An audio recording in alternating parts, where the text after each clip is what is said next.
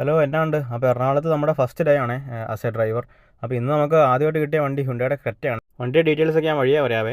ഇത് നമ്മുടെ സാറിൻ്റെ വീട്ടിലുണ്ടായിരുന്ന ചെടി കേട്ടോ, CC പ്ലാന്റ്.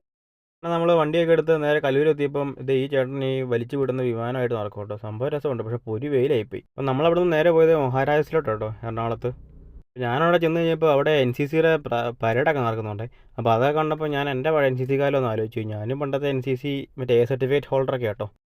അങ്ങനെ ഞാൻ വണ്ടിയെ പരിചയപ്പെടുത്താം. വേറൊന്നുമല്ല, 2016 model Hyundai Creta diesel automatic ആണ്. ഡീസൽ ഓട്ടോമാറ്റിക് ഒരു വേറെ റേഞ്ച് തന്നെയാണ്, അതിനൊരു ഫാൻ ബേസ് വേറെ തന്നെയുണ്ട്. നല്ല നീറ്റായിട്ട് മെയിൻറ്റെയിൻ ചെയ്തൊരു വണ്ടിയാണ്, നല്ല വൃത്തിയായിട്ട് കൊണ്ടുവന്നിട്ടുണ്ട്.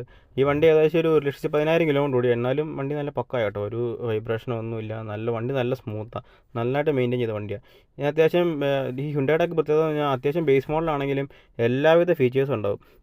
ചെറിയ ഈ ഫോഗ് ലാമ്പ് അങ്ങനെ ഇങ്ങനെയൊക്കെ ഇല്ലാത്തതുണ്ടാവും. ബാക്കി 4 ഡോർ പവർ വിൻഡോ, ബാക്കി സ്റ്റിയറിങ്ങിലൊക്കെ കൺട്രോൾ, ഇതെല്ലാം തന്നെ ഈ ഹ്യുണ്ടയുടെ ബേസ് മോഡലുണ്ട്. അതാണ് ഹ്യുണ്ടയുടെ ഒരു പ്രത്യേകത. കുറേ നേരം വണ്ടിക്കുള്ളിൽ ഇരുന്ന് കഴിഞ്ഞപ്പോൾ ഞാൻ ഒന്ന് പുറത്തേക്കൊക്കെ ഇറങ്ങി, ചുമ്മാ ഒരു അതിലെ പുറത്തൂരൊക്കെ ഒന്ന് നടന്നിറങ്ങി വന്നേ.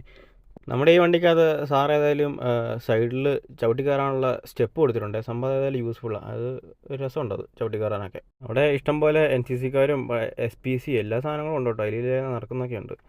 അത് എല്ലാവരും സൂക്ഷിച്ചോ കേട്ടോ, എയ്ഡ്സൊക്കെ ചറവറുണ്ട്. അതൊക്കെ മറ്റേ മഹാരാജസിൻ്റെ കോമ്പൗണ്ടിൻ്റെ ഉള്ളിൽ കണ്ടിട്ട് ഫ്ലെക്സ് ബോർഡാണേ. ഒരു 3 മണിക്കൂർ വെയിറ്റ് ചെയ്ത് കഴിഞ്ഞപ്പോൾ എന്നാൽ പിന്നെ കുറച്ച് വെള്ളം കുടിച്ചേക്കാമെന്ന് ഓർത്ത് അവിടെ നിന്ന് ഇറങ്ങി നേരെ ഹൈക്കോർട്ടിൻ്റെ ഭാഗത്തുള്ള ഒരു കടയിൽ പോയിട്ട് ഒരു സോഡ നാരങ്ങ വെള്ളം കുടിച്ചേ. അപ്പോൾ ഒരു 4 മണി ആയപ്പോഴത്തേനും തിരിച്ച് വീട്ടിൽ വന്നേ. പിന്നെ വണ്ടിയൊക്കെ മൂട്ടിയിട്ട് അപ്പോൾ ഇന്ന് കിട്ടിയ പേയ്മെൻറ്റ് കേട്ടോ 1000 കിട്ടി. അപ്പോൾ പൈസ കിട്ടിയ സന്തോഷത്തിൽ നേരെ റൂമിലോട്ടോ കേട്ടോ. ഇനിയിപ്പോൾ വേറെ ട്രിപ്പൊന്നും കിട്ടിയില്ല, നല്ല ഒരു വെയിൽ.